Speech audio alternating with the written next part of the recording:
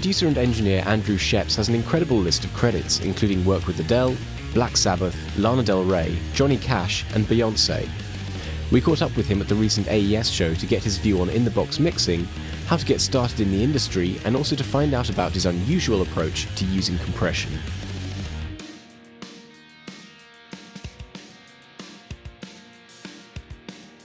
Well, I had actually, in 1985, I just started studying at University of Miami for recording. So I had made my decision that I really wanted to make records. And my parents said, well, you're going to go get a 4-year college degree in something. And I managed to find a place to do both at the same time. So 1985 was my second year in Miami. So I was finally starting to be allowed to use the studio. I'd been avidly reading mix for years leading up to that since I discovered it. And actually, Sound on Sound, I got aware of it very quickly because the US and the UK scene's very different, and I was always a huge fan of English bands. All my favorite bands were English, and so it was great to all of a sudden get this sort of technical insight into what was going on over there. It felt very, very different, you know? But yeah, I was just getting started. At Miami, we had a 2-inch 24-track, which was our main record machine, and then there was a smaller 8-track analog studio. But while I was there, we got a synclavier in, which was, very early digital sequencer sampler and then disc recorder, monophonic sampling, so a one-voice sampler and a small FM synthesizer.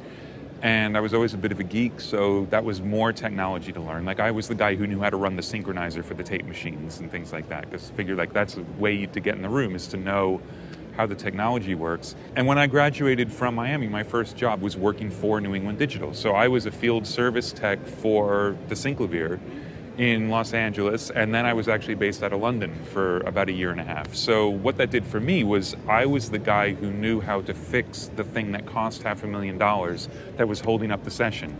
So I was kind of, the bastard and the savior all at once, I was a bastard until it worked, and then I was a savior. And usually, people would ask me to stick around just to make sure that it kept working. So I would get to sit in on all of these amazing sessions all over the world that I had no business being in. Because it was everybody who had money, so Michael Jackson and Stevie Wonder, and those were the kinds of sessions you ended up having to go, save. So it was a good situation. It's interesting.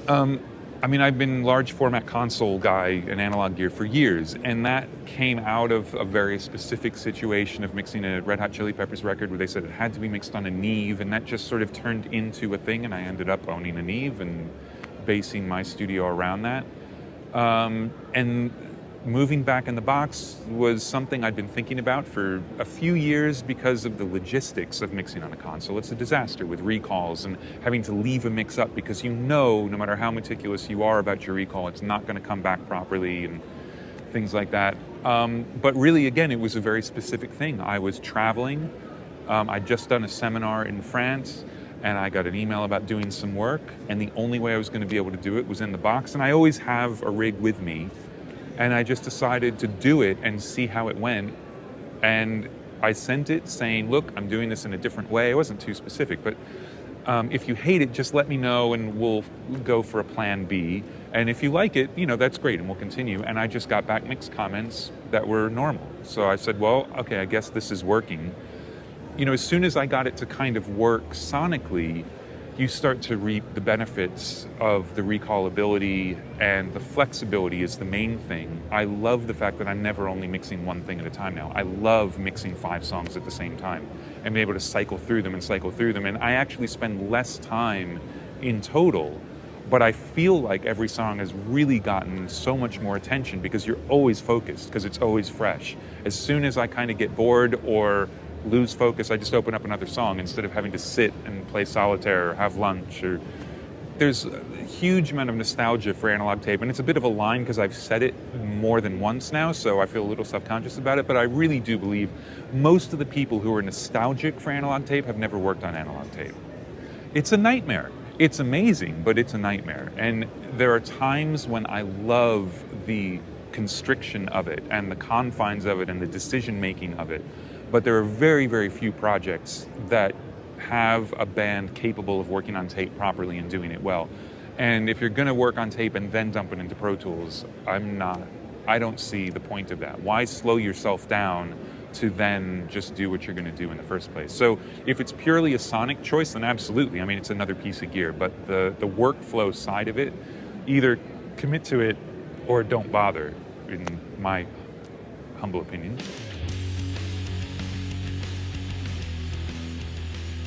Not really. I mean, obviously I love the Wave stuff. I love the UAD plugins. I think without those two sets of plugins, I don't know that I would really be happy with what I'm doing, but there are a ton of other things, like the Soundtoys stuff. There's a plugin called Low Ender, which is absolutely genius for sub.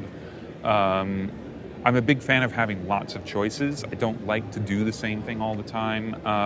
And the way I set up my mixes, all of my compression is parallel. I'm never directly compressing anything, which means all of my compression can be brought in from a template because it's all on auxes. So I have way more compressors set up in a session than I'll ever use, and I just mix and match and try things quickly. And so I love more that I've got 100 things and use 20 of them. On the consoles as well, all of my compression is parallel. So it really allowed me to just have different chains on buses and sends, and you just hit a button. No, don't like that. Oh, that's awesome. And I don't even know necessarily which one it is that I've chosen, but it's like, oh, great, that's inspiring, and you move on. Yeah, absolutely. I mean, I know there's some people who have very hardcore theories about whether you should or should not, and there are people on both sides of the spectrum. I think I'm somewhere in between, and it's very much about reading the situation. If the band has a vision, then I'm just there to help them realize their vision. Even if I'm not necessarily just the engineer, but even as a producer, you're only there to facilitate. But there are other times when the band either has multiple visions, or they have no vision, or they sort of kind of have a vision and it needs to be crystallized. And it's just, my theory on it is I always want to help the band make the best record that they can make at that time. And sometimes that means a lot of input, and sometimes it means very little, and it's the ability to sort of read that situation. I'm never trying to make my record, and there's some producers who are making their record over and over with different musicians on it. And I like the fact that I don't think I have a signature sound, or, I'm sure some people would say I do. It's like super loud and distorted, and there you go. But I don't feel like I have a signature sound. I'm always trying to just sort of amplify what's going on in the first place. It really changes project to project. Some things come in that are just brilliantly arranged. Some things come in that aren't necessarily brilliantly arranged, but you realize early on that the band believes that they are, and so you really go with what they give you.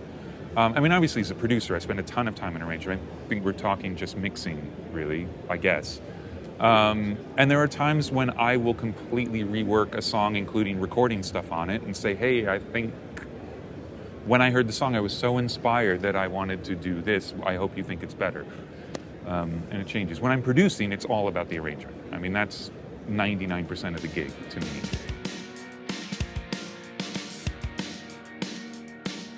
I feel, and obviously things change, but really I feel like as a mixer, I'm being presented with the version of the song that the band thought was finished. So I'm supposed to just mix what I'm given. And in a lot of cases, there's a rough mix that goes along with it, which is the reason they thought that recording of the song was done. So my approach is really to kind of keep the spirit of the rough mix and make it sound like a record. That's my goal, is to really not change too much. But again, sometimes there'll be something where I really hear something and I feel like, oh my God, it would be so much better.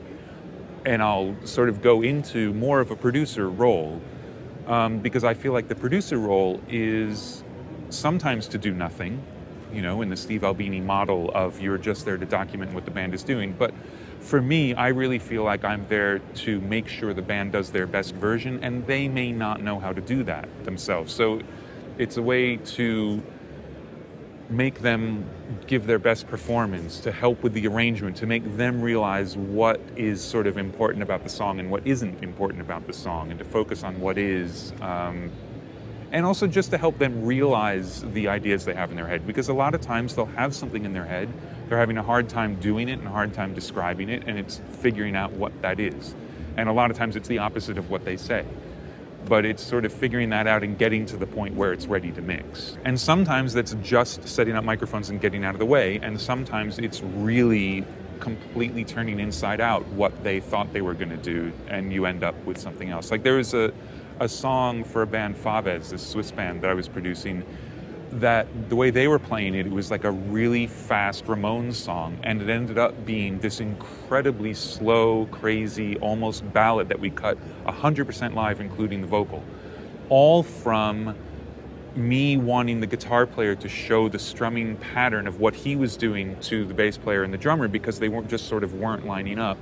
And in the course of doing that, he played the song really slowly on acoustic, and I realized, like, oh my God, this is incredible. And it's being that outside perspective to be able to realize stuff like that, because there's no way someone in the band was going to realize that the song might be better that way, because they knew that it goes like this, you know? So it's just that ability to always sort of be there and be present and be just sort of an undecided third party to kind of notice things. The ability to be in a room with creative people and keep them happy and creative. Because there's nothing that'll make a band play badly more than being uncomfortable.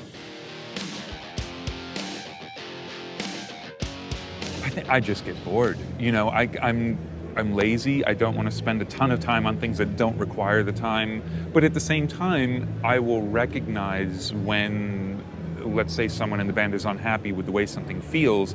I mean, if I don't understand what it is they're unhappy with or what they're trying to fix, I will work for a week on it to make them happy, at least to understand what it is. But I hate busy work, and I hate spending way too much time on things. So I don't know, you just kind of get a sense of when it's done and when it's not going to get better, just different.